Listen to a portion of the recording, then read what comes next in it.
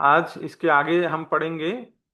अंग्रेजी का रिलीजियन शब्द सनातन धर्म से थोड़ा भिन्न है।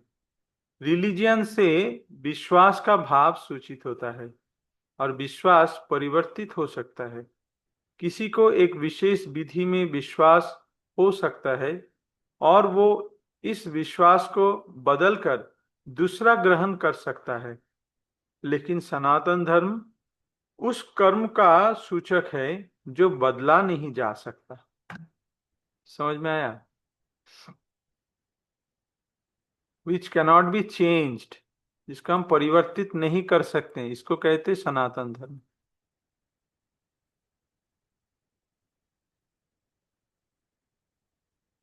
हम्म। ऐसे भौतिक संसार में धर्म परिवर्तन होता है ना। हाँ, हिंदू था मुसलमान हो गया, मुसलमान था हिंदू हो गया, ईसाई हो गया, लेकिन वो है विश्वास। लेकिन धर्म का अर्थ, असली अर्थ विश्वास नहीं है। धर्म का असली अर्थ क्या है? असली अर्थ है उसका गुण जो बदला नहीं जा सकता। जैसे सोना का गुण, वो बदलेगा नहीं। वो भारत का सोना हो, हिंदू का सोना हो या मुसलमान का सोना हो, सोना का धर्म सोना जैसा ही रहेगा, उसका कोई परिवर्तन नहीं होगा।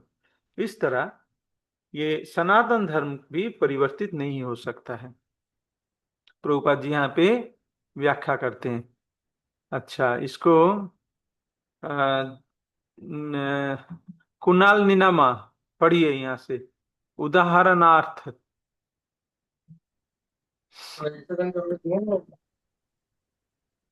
हम्म। उदाहरणार्थ, न तो जल से उसकी तरलता विलक की जा सकती है, न अग्नि से ऊष्मा विलक की जा सकती है। इसी प्रकार जीव से उसके नित्य कर्म को विलग नहीं किया जा सकता। सनातन धर्म जीव का शाश्वत अंग है। अतएव जब हम सनातन धर्म के विषय में बात करते हैं तो हमें श्रीपाद रामानुजाचार्य के प्रमाण को मानना चाहिए कि उसका न तो आदि है न अनंत। जिसका आदि अनंत न हो वह सांप्रदायिक नहीं हो सकता, अंत क्योंकि अंत उसे अनंत किसी नहीं, अंत। अंत जिसका आदि अंत ना हो। अन, अंत न हो वह सांप्रदायिक नहीं हो सकता, क्योंकि उसे किसी सीमा में नहीं बांधा जा सकता। जिनका संबंध किसी संप्रदाय से होगा वे सनातन धर्म को भी सांप्रदायिक मानने की भूल करेंगे।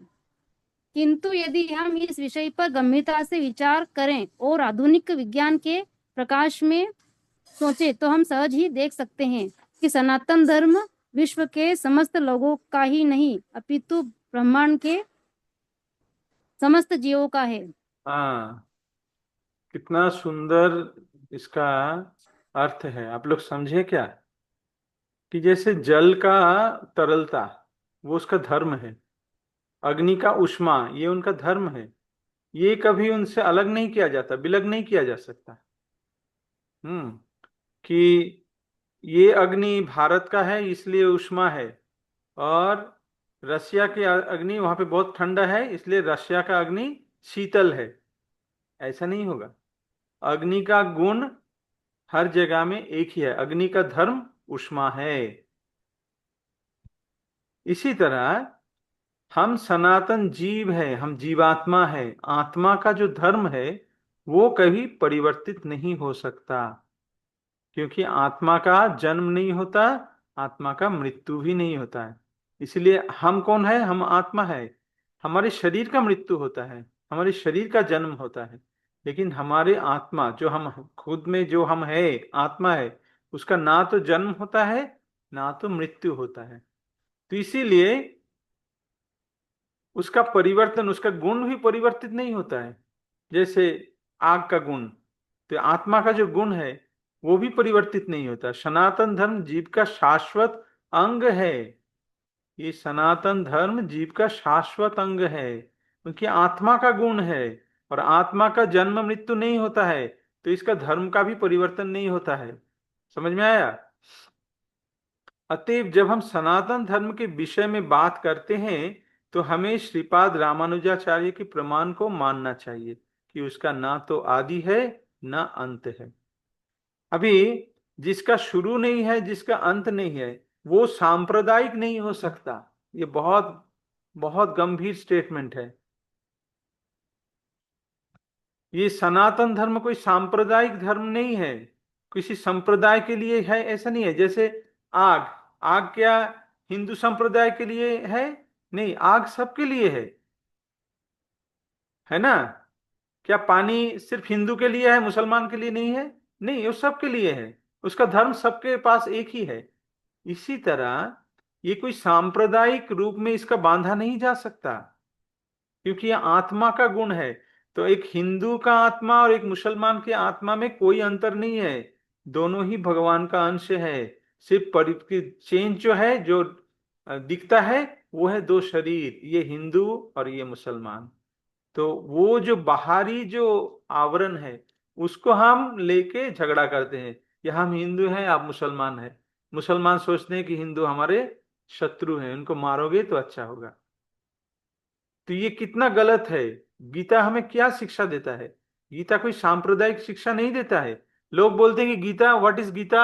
आप लोग भगवत गीता का बारे में इंसाइक्लोपीडिया में खोजिए, उस पर दिखेगा हिंदू, हिंदू शास्त्र है, वहां पे लिखा रहेगा कि हिंदू का शास्त्र है। ये हिंदू का शास्त्र नहीं है, ये सारे मनुष्य जाति का शास्त्र है, सारे जीवों का शास्त्र है। ये सिर्फ इस विश्व का नहीं, ये समस्त लोगों के, अपितु ब्रह्मांड के समस्त जीवों के लिए है। समझ में आया? ये सिर्फ हिंदू का तो नहीं है, ये मुसलमान का है, हिंदू का है, सारे जीवों के लिए है। और इस ब्रह्मांड में जितने जीव है सबके लिए है, क्योंकि वो सब आत्मा है, और ये आत्मा का धर्म को सिखाता है। इसीलिए भगवत गीता कोई सांप्रदायिक ग्रंथ नहीं है। जो लोग सोचते हैं कि हम संप्रदाय में हैं, हम एक अलग संप्रदाय है, तो वो सांप्रदायिक है। जिसका संबंध किसी संप्रदाय से होगा, वे सनातन धर्म को भी सांप्रदायिक मानने की भूल करेंगे। मुसलमान लोग सोचते हैं कि हम मुसलमान हैं, ये हिंदू है, तो ये हमारे विरुद्ध है।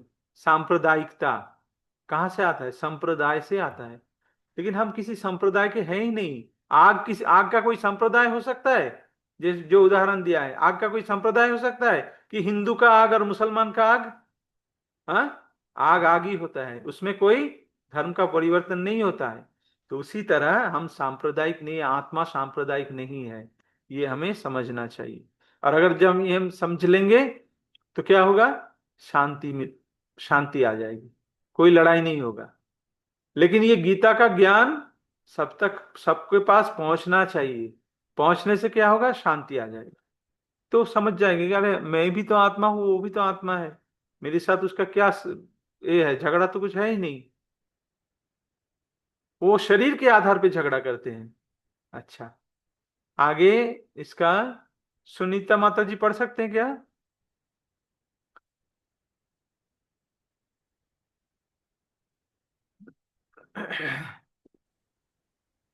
आप पढ़ो,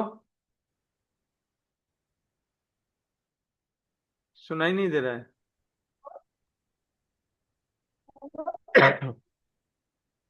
बोलो,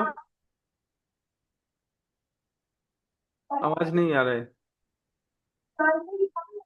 आवाज नहीं आ रहा है। अच्छा ठीक है, मैं दूसरे किसी को बोल रहा हूँ पढ़ने के लिए। प्रत्युषा माता जी पढ़िए। भले ही असनातन धार्मिक विश्वास का, यहां से हरे पढ़िए। कृष्णा प्रभु जी। हाँ, आपका वीडियो ऑन कीजिए तो सब आपको देख पाए, आप कौन है, कौन जी, बोल रहे हैं। हाँ, कहाँ से लेना है? ये जो जहां तक लाल मार्किंग किया है उसके बाद से, भले ही असनातन धार्मिक भले विश्वास। ही भले ही भले ही असनातन धार्मिक विश्वास का मानव इतिहास के पृष्ठों में कोई आदि हो, लेकिन सनातन धर्म के इतिहास का कोई आदि नहीं होता, क्योंकि यह जीवों के साथ शाश्वत चलता रहता है। जहां तक कि जीवों का संबंध है, प्रामाणिक शास्त्रों का कथन है कि जीव का ना तो जन्म होता है ना मृत्यु। गीता में कहा गया है कि जीव ना तो कभी जन्मता है ना कभी मरता है, वह शाश्वत अथवा तथा अविनाशी है और इस क्षणभंगुर शरीर को नष्ट होने के बाद भी रहता है। सनातन धर्म के स्वरूप के प्रसंग में हमें धर्म की धारणा को संस्कृत की मूल धातु से मूल धातु होने के बाद भी हम समझना होगा। एक मिनट धर्म रुकिए का रुकिए अर्थ रुकिए है रुकिए रुकिए रुकिए। तो जी इसका संबंध क्या है कि भले ही असनातन धार्मिक विश्वास का मानव इतिहास के पृष्ठभूमि में कोई आदि है, जो असनातन है, जो धर्म असनातन है, असनातन मतलब शाश्वत नहीं है, जिसका सृष्टि हुआ है, जिसका कहीं पे सृष्टि हुआ है। 2500 साल पहले बौद्ध धर्म का सृष्टि हुआ है, उसके पहले बौद्ध धर्म नहीं था। ये इतिहास है। 1500 साल के पहले मुसलमान धर्म नहीं था, हजरत मोहम्मद ने इसको स्थापन किया, इसके वहां से शुरुआत हुआ। हाँ, जीसस क्राइस्ट ने ये ईसाई धर्म का शुरुआत किया 2000 साल पहले। तो इसका जन्म है, जिसका जन्म है, हाँ, वो असनातन है। असनातन मतलब शाश्वत नहीं है ना, उसका जन्म हुआ। और सनातन ये धर्म के तुम्हारा इतिहास कितने की का, बात करी है कि सुख एक ही नहीं है, आराम है नहीं। किसका ये बस ऑन हो गया है? सब अपने आप ऑडियो ऑफ रखिए। लेकिन सनातन धर्म का इतिहास का कोई आदि नहीं होता, इसका कोई शुरुआत नहीं है। कहाँ से शुरू हुआ है कोई बता नहीं सकता, सृष्टि से ही शुरू हुआ है, क्योंकि ये जीवों के साथ शाश्वत चलता रहता है। ये जीवों का धर्म है, जीवात्मा का धर्म है। और जीवात्मा का ना तो जन्म होता है ना मृत्यु होता है, तो इसीलिए जीवात्मा का जो धर्म है वो भी सनातन है। ठीक है, वो शाश्वत तथा अविनाशी है और इस क्षणभंगुर शरीर के नष्ट होने के बाद भी रहता है। आत्मा ये शरीर का नष्ट हो जाने के बाद वो दूसरा एक शरीर धारण करता है। सनातन धर्म के स्वरूप के प्रसंग में हमें धर्म की धारणा को संस्कृत की मूल धातु से समझना होगा। धर्म का अर्थ है जो पदार्थ विशेष में सदैव रहता है। धर्म मतलब क्या है? जो पदार्थ विशेष में सदैव रहता है, जो गुण है, हाँ, प्रॉपर्टीज, जिसको इंग्लिश में कहते हैं प्रॉपर्टीज। आप लोग पढ़े होंगे प्रॉपर्टीज, है ना? Chemical properties, physical properties. तो ये जो प्रॉपर्टीज है, एक गुण है, वो पदार्थ में सदैव रहता है। हम ये निष्कर्ष निकालते हैं कि अग्नि के साथ ऊष्मा तथा प्रकाश सदैव रहते हैं। ऊष्मा व प्रकाश के बिना अग्नि शब्द का कोई अर्थ नहीं होता। हाँ, ऊष्मा नहीं है ये अग्नि है, शीतल अग्नि है, ऐसा नहीं हो सकता। इसी प्रकार हमें जीव के उस अनिवार्य अंग को ढूंढना चाहिए जो उसका चिर सहचर है, नित्य सहचर है। वो क्या है? ये वो चिर सहचर उसका शाश्वत गुण है। यहाँ पे प्रिंटिंग मिस्टेक है। और ये शाश्वत गुण ही उसका नित्य धर्म है। शाश्वत गुण, हमारा शाश्वत गुण क्या है? वो ही हमारा नित्य धर्म है। अर्थात आत्मा का ना तो जन्म होता है ना मृत्यु होता है, और आत्मा का जो धर्म है वो ही शाश्वत नित्य धर्म है, वो ही सनातन धर्म है। समझ में आया सबको? किसी को समझ नहीं आए तो हैंड रेज कीजिए। यहां तक समझ में आया? अगर किसी को समझ में नहीं आया तो यहाँ पे बताइए। तो क्लियर, सबको क्लियर है? सनातन धर्म क्या है? हम लोग सनातनी हैं बोलने के पहले हमें ये जानना पड़ेगा कि हम आत्मा है, हम शरीर नहीं है। जब तक हम शरीर के परे आत्मा का ज्ञान पे अधिष्ठित नहीं होते हैं, हम नहीं कह सकते हैं कि हम सनातनी हैं। असली सनातनी वो है जो गीता का ज्ञान को उपलब्ध किया है, वो ही असली सनातनी है। तो इसीलिए ही इस्कॉन का प्रयास है कि सबको ये गीता का ज्ञान दिया जाए। और लोग कहते हैं कि इस्कॉन एक विदेशी संस्था है, वो बाहर पैसा भेजता है। ऐसे ऐसे वीडियो भरे पड़े हैं यूट्यूब में। वो लोग समझते ही नहीं है कि इस्कॉन क्या कर रहे हैं। ये कोई सांप्रदायिक संगठन नहीं है कि हिंदू के लिए है, ऐसा नहीं है। ये सारे जीवों के लिए है, क्योंकि गीता किसी किसी एक संप्रदाय के लिए नहीं है, हिंदू के लिए नहीं है। गीता सबके लिए है, सारे मनुष्य जाति के लिए है। जब तक हम ये नहीं समझेंगे तब तक हम झगड़ा ही करते जाएंगे। हम इस संप्रदाय के हैं, आप उस संप्रदाय के हैं, हम दोनों लड़ाई करें। ठीक है। तो यहां से आप लोगों को समझना चाहिए, जो लोग देखते हैं, वीडियो देखते हैं ना, यूट्यूब में देखते हैं जी कि इस्कॉन क्या कर रहा है, इस्कॉन ये गलत कर रहा है, वो कर रहा है, बाहर पैसा भेज रहा है। आप लोग ये नहीं जानते हैं कि बाहर पैसा भेजना, आप एक बार बाहर पैसा भेज के देखिए ना, यहाँ से डॉलर्स बाहर जाता है कि नहीं। फेमा रूल्स में आपको गिरफ्तार किया जाएगा। You cannot send dollars outside India, that is the violation of FEMA rules. यहाँ से बाहर नहीं भेजा सकता है। लेकिन ऐसे ऐसे मूर्ख लोग हैं, वो लोग ऐसे बोलते हैं, और ऐसे ऐसे मूर्ख लोग हैं जो उनको सुन के अपना ब्रेन वॉश कर लेते हैं। अरे ऐसा है, हमारा पैसा बाहर जा रहा है, और जब नीरव मोदी भेज रहा है उसको कुछ नहीं बोलते। जैसे ऐसे सब भ्रष्टाचारी जो बाहर पैसा भेजते हैं उनके लिए कुछ नहीं बोलते। जितने सारे नेता हैं वो सब जब करते हैं तब तो उनके झंडा हम पकड़ते हैं। तो इस्कॉन क्या कर रहा है, इसको रेपुटेशन यही समझने की करनी कोशिश, पड़ेगी। हमारा प्रयास क्या है वो समझने की कीजिए। इस्कॉन हाँ क्या करता है, ये सही कह क्या रहे ज्ञान, ये शुरुआत नहीं हुआ, अभी भगवत गीता का शुरुआत नहीं हुआ, ये भूमिका चल रहा है। ये भूमिका में सनातन धर्म का जो परिभाषा प्रभुपाद जी ने दिया है, अगर इसको ही समझ ले, इतना तक ही पढ़ ले, और पूरा गीता पढ़ने की जरूरत नहीं है। यहां तक अगर पढ़ ले और यहां तक अगर समझ ले तो सारे विश्व में शांति आ जाएगा। यह है प्रभुपाद जी की खासियत, यह है प्रभुपाद जी की ज्ञान का ये ममता भाव। ठीक है ना। आप आपका म्यूट कर लीजिए, ममता को पी। सिंह जी आपका ये म्यूट कर लीजिए। जब सनातन गोस्वामी ने श्री चैतन्य महाप्रभु के प्रत्येक जीव के स्वरूप के विषय में जिज्ञासा की, तो भगवान ने उत्तर दिया कि जीव का स्वरूप, अच्छा यहां से मंजरी पढ़ो। जब सनातन गोस्वामी ने,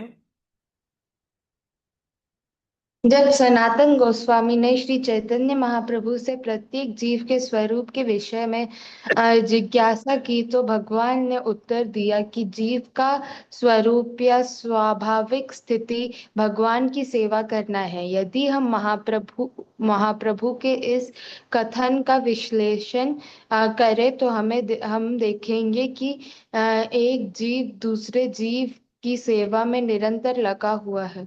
एक जीव दूसरे जीव की सेवा कई रूप में करता है। ऐसा करके जीव जीवन का भोग करता है। एक मिनट रुको रुको रुको रुको। तो सनातन गोस्वामी चैतन्य महाप्रभु से प्रश्न किया कि जीव के स्वरूप क्या है, हमारा स्वरूप क्या है। तो महाप्रभु ने कहा, जीवेर स्वरूप है कृष्णेर नित्य दास, कृष्णे तटस्था शक्ति भेदाभेद प्रकाश। ये जीव का असली स्वरूप है, वो कृष्ण का नित्य दास है। यदि हम महाप्रभु के इस कथन का विश्लेषण करें तो हम देखेंगे कि एक जीव दूसरे जीव के सेवा में निरंतर लगा हुआ है। आप में से यहाँ कौन है ऐसा जो कहते हैं कि हम किसी की सेवा नहीं करते हैं। जब हम बोलते हैं ना सेवा के बारे में, तो लोग कहते हैं अरे भगवान का सेवा क्यों करें, भगवान का सेवा करके क्या है, हम तो कुत्ते का सेवा करते हैं, हम तो कुत्ते बिल्ली को खिलाते हैं, भगवान का सेवा करने की क्या जरूरत है। हाँ, माँ बाप का सेवा करो, कुत्तों का सेवा करो, लोगों का सेवा करो, मानव सेवा करो, यही तो असली धर्म है। महाप्रभु ने क्या कहा, जीवे स्वरूप है कृष्ण नित्य दास। ऐसा नहीं कहा कि कुत्ते का नित्य दास है, कुत्तों का दास नहीं है। कृष्ण का दास है जीव। तो यहाँ पे प्रभुपाद जी कितनी सुंदर ये बताए हैं, ये देखिए कि एक जीव दूसरे जीव की सेवा में निरंतर लगा हुआ है। वो कुत्ते का सेवा इसलिए कर रहा है क्योंकि उसके अंदर में सेवा की प्रवृत्ति है। हर जीव में सेवा की प्रवृत्ति है क्योंकि वो कृष्ण का दास है। उसका दासत्व करना उनका स्वाभाविक गुण है। समझ गया कि मनुष्य का ये स्वाभाविक स्वरूप है, वो सेवक है। तो अभी क्या हुआ, डाइवर्टेड, हाँ, परवर्टेड। वो कृष्ण का सेवक है, अभी कृष्ण की सेवा नहीं कर रहा है, तो क्या करेगा, सुबह कुत्तों को लेके टट्टी करवाने के लिए जाएगा, यही करेगा। कुत्ते का सेवा कर रहे हैं, कुत्ते का मल मूत्र साफ करेगा और क्या करेगा। नहीं, कृष्ण का सेवा नहीं करेंगे हम डॉग की, गॉड की सेवा नहीं करेंगे, हम डॉग की सेवा करेंगे। अभी ये इसलिए हो रहा है, क्यों हो रहा है, क्योंकि सेवा करने की प्रवृत्ति हर जीव में है। ऐसा कोई भी नहीं है जो कह सकता है कि मैं किसी का सेवा नहीं करता हूं। कोई है यहाँ पे तो हाथ उठाइए, मैं आपको बातों का जवाब दूंगा। यहाँ पे कोई ऐसा है कि बोलते हैं कि मैं किसी का सेवा नहीं करता हूं, मैं तो बॉस हूं, आई एम द बॉस? कोई है? हाथ उठा सकते हैं, मैं आपका बातों का खंडन करूंगा। किसी का अगर प्रश्न है तो हाथ उठा सकते हैं कि आई एम द बॉस, मैं किसी का सेवक नहीं हूं। अच्छा, सब सेवक हैं। किसका सेवा करते हैं आप लोग? किसी ना किसी का सेवा करते हैं। कोई पुत्र का सेवा, माता पुत्र का सेवा करता है, पति पत्नी का सेवा करता है, पत्नी पति का सेवा करता है, देश के सेवा करते हैं, जनता का सेवा करते हैं। जो नेता है वो जनता का सेवक है। तो सेवा किसी को करना ही है क्योंकि ये सेवा करने की प्रवृत्ति मनुष्य में है। एक जीव दूसरे जीव की सेवा कई रूप में करता है। ऐसा करके जीव जीवन का भोग करता है, इसमें आनंद आता है। सेवा क्यों करते हैं? सेवा में आनंद मिलता है। माता जब पुत्र का सेवा करते हैं तो माता को आनंद मिलता है। पुत्र का मल मूत्र साफ करते हुए माता को आनंद मिलता है क्योंकि वो सेवा है। समझ गए?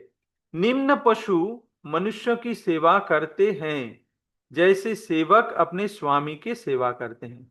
एक व्यक्ति अपनी स्वामी व की क्या, अच्छा, एक व्यक्ति मतलब जिसका नाम है मानिए ए अपने स्वामी बी की सेवा करता है और बी अपने स्वामी सी का, सी तथा सी अपने स्वामी डी की, मतलब कोई ना कोई किसी का सेवा करता है। आप, आपका नाम है प्रत्युषा माता जी, आप किसी की सेवा करते हैं। आपका ब्यूटी पार्लर है, आप ब्यूटी पार्लर में, मानिए ब्यूटी पार्लर नहीं, आपका मानिए कि आपका योगा है, योगा ये है, योगा सिखाते हैं। तो आप वहां पे जो लोग आपके कस्टमर्स हैं आप उनको सेवा करते हैं। आप नहीं कह सकते कि मैं किसी का सेवा नहीं करता हूं। अब आप जिसका सेवा कर रहे हैं वो किसी का सेवा करता है, अपने अपने घर में या अपने कर्म क्षेत्र में किसी का सेवा करता है, वो किसी का सेवा करता है। तो इस तरह से हर कोई व्यक्ति किसी का नहीं सेवा करता ही है। यदि हम इसी भावना से खोज करते चले तो पाएंगे कि समाज में ऐसा भी अपवाद नहीं है जिसमें कोई जीव सेवा में न लगा हो। ऐसा एक भी व्यक्ति नहीं मिलेगा जो किसी की सेवा नहीं करता है। एक राजनेता जनता के समक्ष अपनी सेवा करने की क्षमता का घोषणा पत्र प्रस्तुत करते हैं। इलेक्शन के समय क्या करते हैं, चुनाव के समय हम ये करेंगे, जनता के लिए ये करेंगे, ये देंगे, वो देंगे, वो देंगे। मतलब क्या है, हम इस तरह से आपका सेवा करेंगे, अपना घोषणा करते। फलतः मतदाता उसे ये सोचते हुए मत देते हैं कि वो समाज की महत्वपूर्ण सेवा करेगा। वो सेवक है। जो सरकारी नौकरी करते हैं वो क्या कहते हैं, I am a government servant sir, I am a government servant sir. उसमें ये बोलने में कोई कोई शर्म नहीं आता, I am a government servant, ये बोलने में बहुत अपना छाती बढ़ जाता है, I am a government servant. और जब हम बोलते हैं कि I am government servant, I am a Krishna servant, हम कृष्ण के सेवक हैं। अरे कृष्ण की सेवा क्यों करेंगे, I am not Krishna servant, I am a government servant, I am a dog servant. हाँ, सबके सर्वेंट है लेकिन कृष्ण के सर्वेंट नहीं है। लेकिन असलियत में हम भगवान के सेवक हैं। फलतः अच्छा, दुकानदार अपने ग्राहक की सेवा करता है और कारीगर सोचते हुए कहाँ गया, दुकानदार अपने ग्राहक की सेवा करता है और कारीगर अर्थात शिल्पी पूंजीपतियों की सेवा करते हैं। पूंजीपति अपने परिवार की सेवा करता है और क्या ये प्रिंटिंग मिस्टेक है, और ये शाश्वत जीव की शाश्वत सेवा क्षमता से राज्य की सेवा करता है। हर व्यक्ति किसी ना किसी का सेवा करता ही है, आखिर में वो देश का सेवा करता है। इस प्रकार हम देख सकते हैं कि कोई भी जीव अन्य जीव की सेवा करने से मुक्त नहीं है। हाँ, किसी ना किसी का सेवा वो करता ही है।